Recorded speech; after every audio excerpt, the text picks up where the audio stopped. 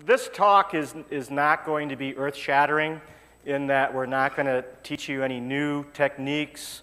What we want to do is just kind of cover the history of rootkits a little bit and lay a foundation so that you have it for the rest of the day's talks.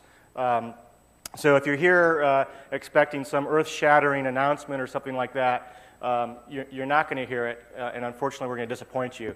Hopefully what we will do, however, is show you kind of the trends that we're seeing in the rootkit space and how the field is kind of evolving, if you will. So kind of the obligatory agenda outline slide. Basically, we want to talk about some definitions. If you look in this area, the definitions kind of vary based upon who's making it. We want to talk about some emerging trends. We'll cover the history of rootkits. Rootkits are actually rather old in terms of their heritage, although they're just now becoming into prominence. Jamie's going to talk about some of the different rootkit techniques that are out there, just at an overview sense. We'll talk about detection and remediation, again, kind of at a high level space, some of the problems that you have with both, and then we'll finish it up and of course, take questions. The other thing, at least when I'm speaking, if you have a question, I'm a university professor by trade, which means I don't really work, but throw a question out. If you have a question, you don't have to hold it to the end. I can take it when you have it so you don't forget. If we get too much off a tangent, though, I'll kind of probably pull it off. So let's talk about what a rootkit actually is. We believe that a rootkit is something that hides some object within the operating system from higher level applications and from the operating system itself. Rootkits also can provide persistence.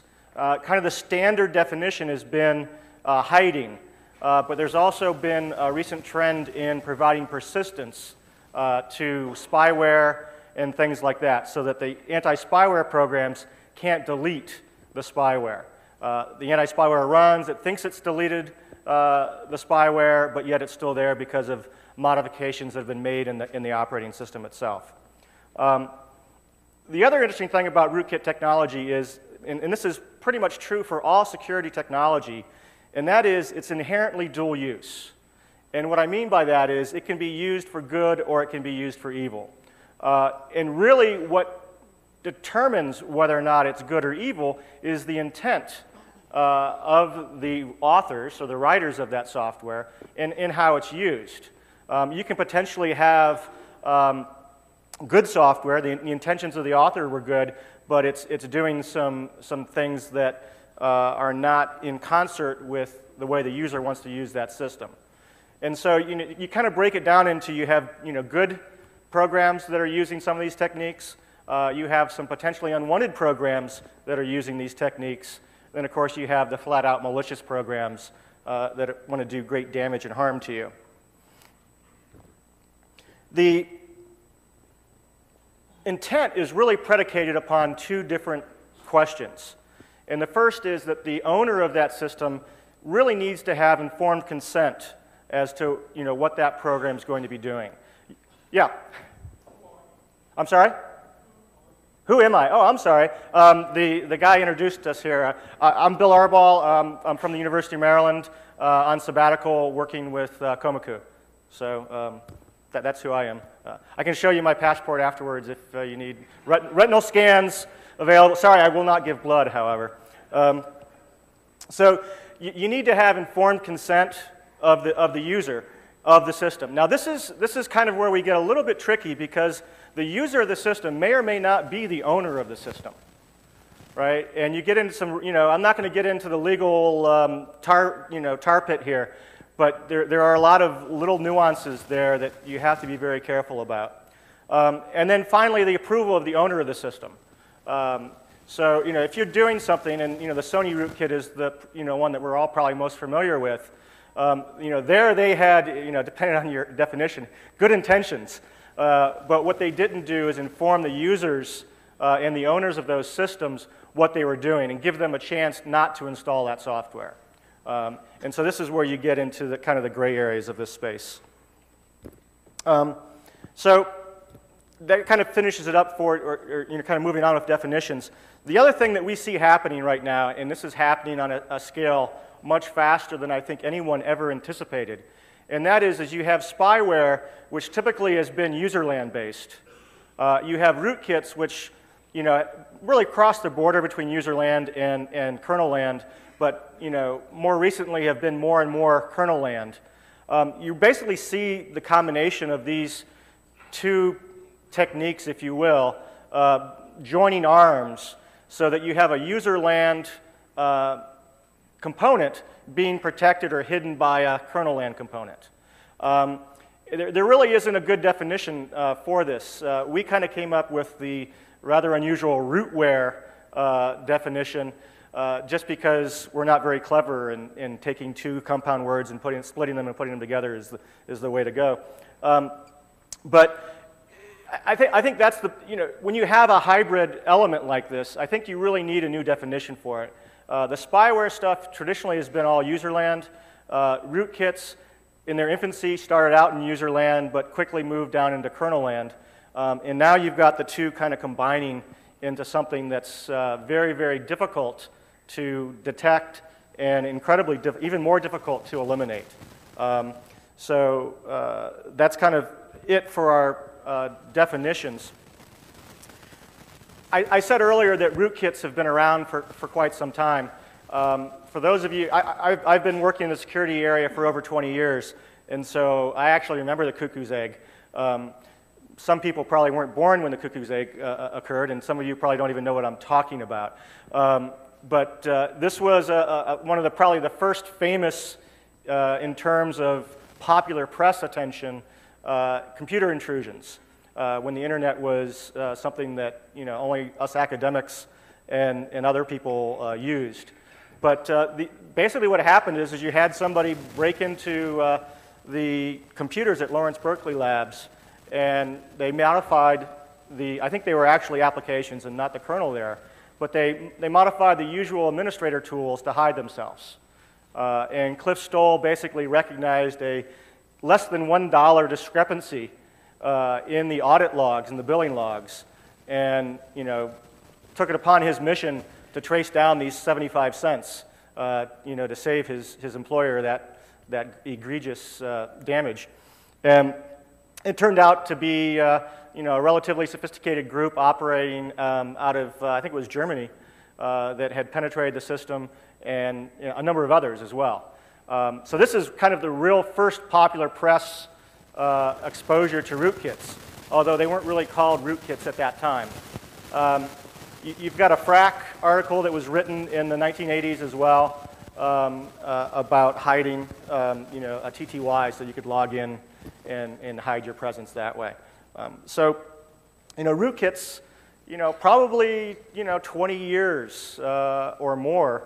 If you actually wanted to do a very sophisticated search, we'd probably find the guys at Bell Labs and stuff were talking about this stuff long before anybody else was.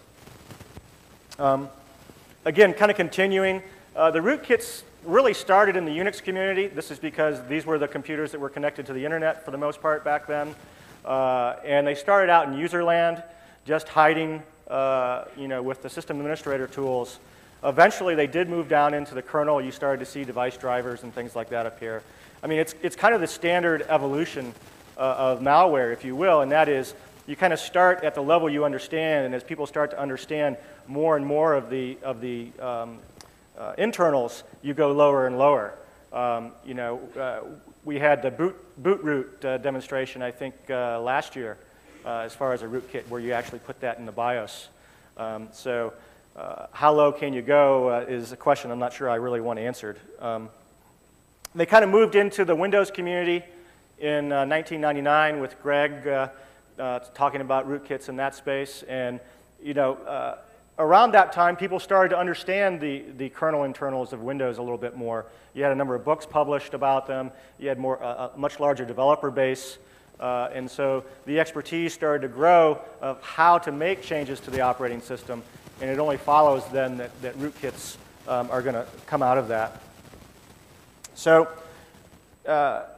we're basically basing a lot of our research in this talk on work of others. McAfee released a report on rootkits recently that talked about a 400% growth in the number of rootkits that they saw. And they expect that to actually get worse. And so this problem is not going away, unfortunately. It'd be nice if we could release a new operating system with all kinds of great new features in it and magically rootkits will disappear. But we all know that's not going to happen. The threat will evolve and find ways around those defenses, and rootkits will still be with us.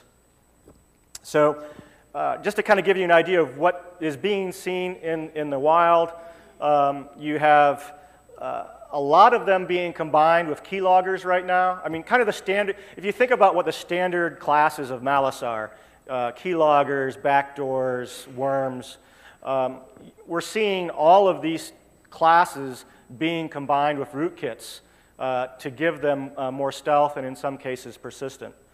So the keyloggers are probably the bigger problem right now for a number of reasons. And so the mini keylogger, the powered keylogger, these are both things that are hiding their process, hiding their hooks through the use of a driver.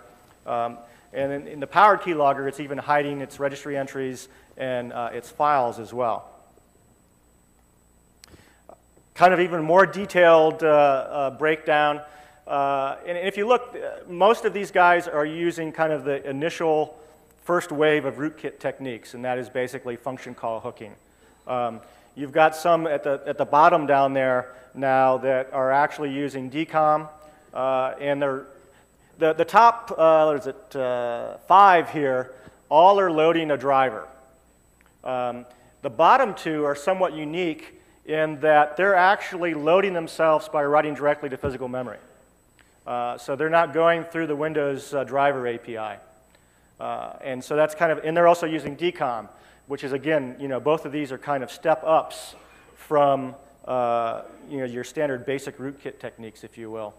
And the other in my opinion, issue that makes these somewhat nasty is that they're worms. And so that means that they get into your system, they're going to be looking for other targets, and before you know it, you could potentially lose your entire network. And with rootkit recovery technology at the state of what it is, you're basically going to be spending a few late nights and weekends re-imaging all your systems under the assumption that you have a good image to use. So at this point, because I'm a manager and don't know anything about technology, I'll turn this over to Jamie, who will kind of talk about the nitty-gritty details of things. I was going to try to say I was Nick Petroni. My name is Jamie Butler. I'm a CTO with Bill's company, and claim to fame, I wrote a little book about rootkits last year with Greg Hoagland.